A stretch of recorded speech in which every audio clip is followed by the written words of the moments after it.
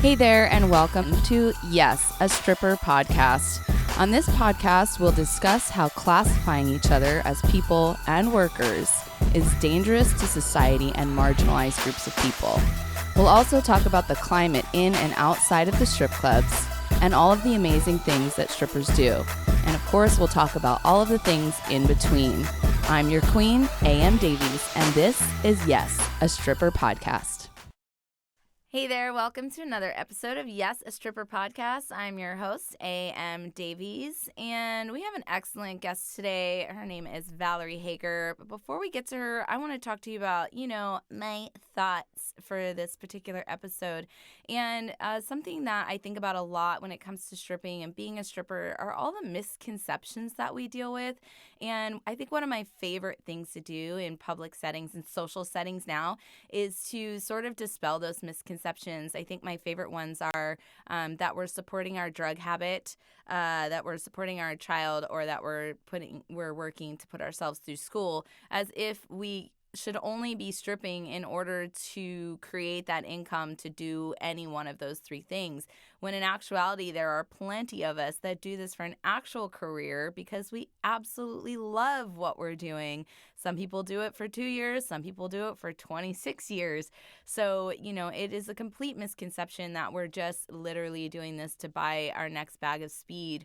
I'm here to tell you the majority of dancers that I've ever worked with are not dancing to support their drug habit. And yes, strippers have a lot of kids because strippers are women and women have children. And yes, some of us go to school and some of us don't. So just like normal people, some people go to school and have a side job to pay for it and some don't. So it's, but I'm here to tell you, I don't have any of those three things. I hated school. I really don't want to have kids. And I started doing drugs before I became a stripper. So, and after, to be quite honest.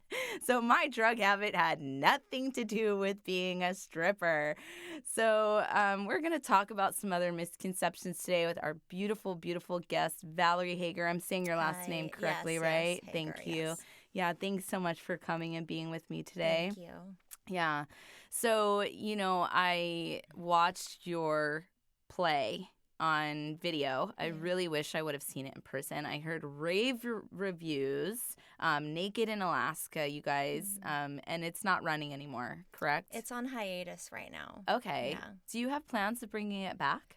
I have, the thing of it is in the past couple of years, there's been it's so bootleg in 2017, November was the last performance. Okay. And since then, there's been a lot of life stuff and a lot of changes, and some things really hard and some things really great. Yeah. And so that play itself is kind of a beast to put up. And totally, I could see that. Yeah.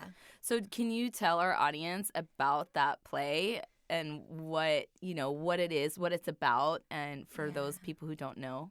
Yes, it's videoing. Yeah, you can look or not Hi. look. You can look at me or look at that. Yeah.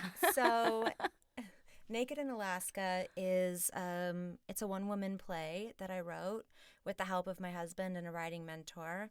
And I wrote it about my experience. It's really is in a nutshell, it's about my experience dancing for, over a decade.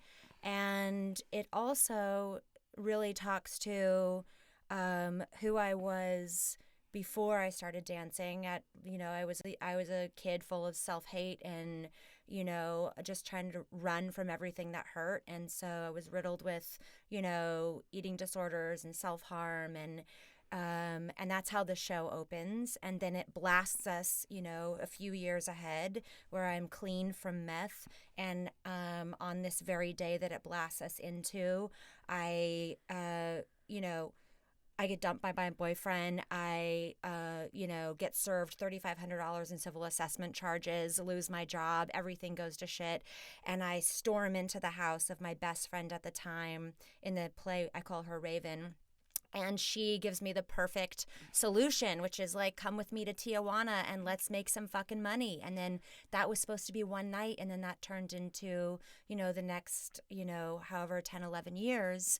And in the play, it really focuses on my time in Alaska, hence Naked in Alaska. Right.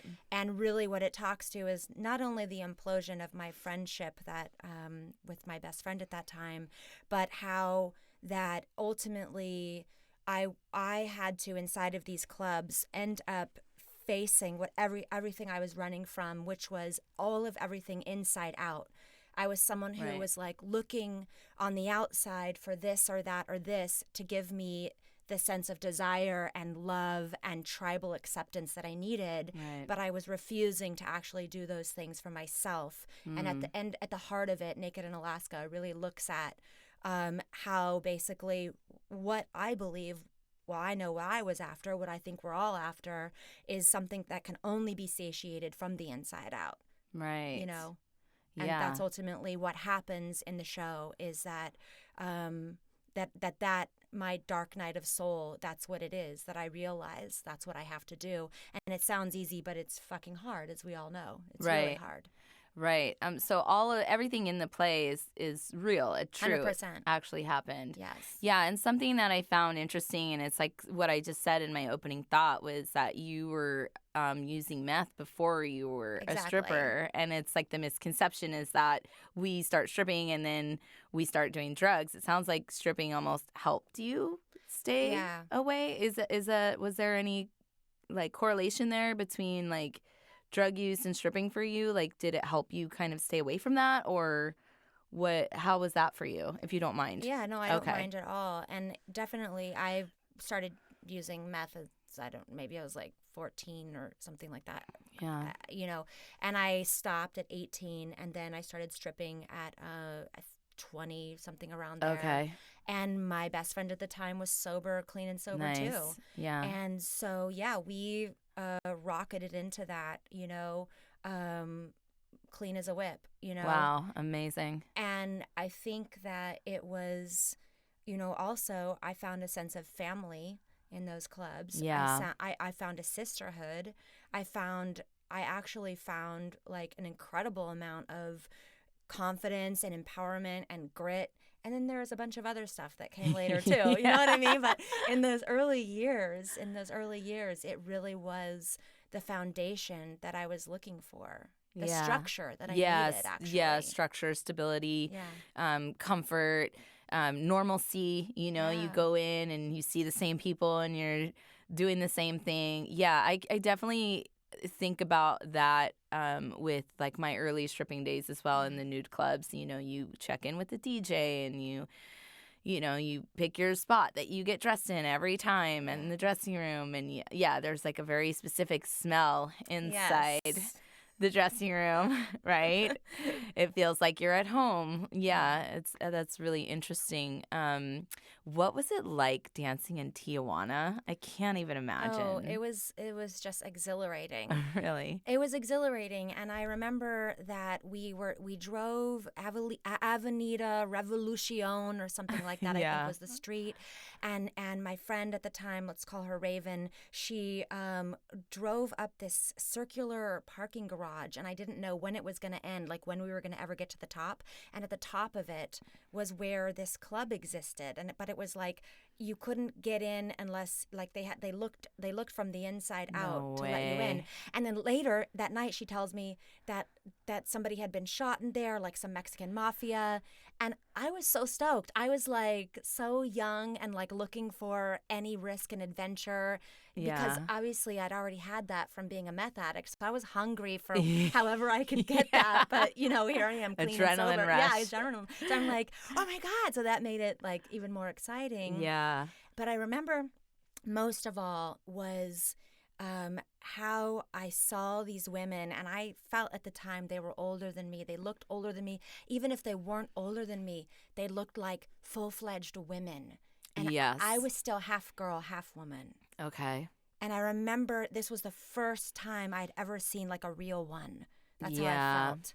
And I remember her name too. Her name was Nikki. Yeah. And I just remember thinking how impossible it will be for me to get to be a Nikki. Yeah. But I knew that maybe there was a glimpse of hope. Yeah, you just triggered a memory for myself. And I kept these journals as a teenager when I was discovering what it's like to be a woman. And I would draw women's bodies and write poetry about women's bodies and how beautiful they are. And I would draw women's feet in the shoes, and I would just I was in awe of any woman that was presenting herself in a glamorous way. And because I stumbled upon my grandfather's Playboy magazines when I was 13 or 14. And I was just when I found this, I was turning the pages so slowly, one by one, with my eyes wide open. And I was like, what is this magic I'm seeing? Yeah. So it's sort of sounds like you went through that same thing when you were looking at them up on the stage. It's almost in awe of them, but also knowing that you have the same power that they do. Yeah, I felt like maybe I knew that it was maybe I knew that maybe it was in me, but I didn't really know how to access it at that point. Sure. Yeah. But I do remember that when I stepped on, it was actually we would walk on little stairs, and then it was a circular stage. Yeah.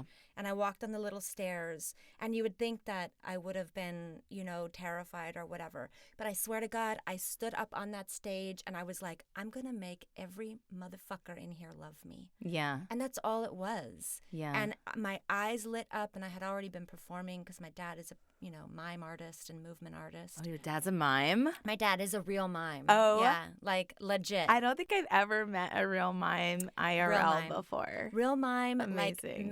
Has a house and made his, not a glass house? Not a glass house, not a street performer, not a busker, made his life out of miming. Yeah. And so I'd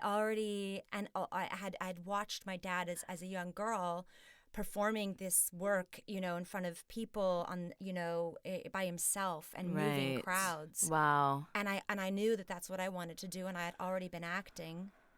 Yeah. And so for me, it was an extension of that. It was an expression of myself. And I already had this kind of body connection. Right. Amazing. And so for me, I didn't know, obviously, that day how to do tricks or even spin on a pole, but I knew how to open my eyes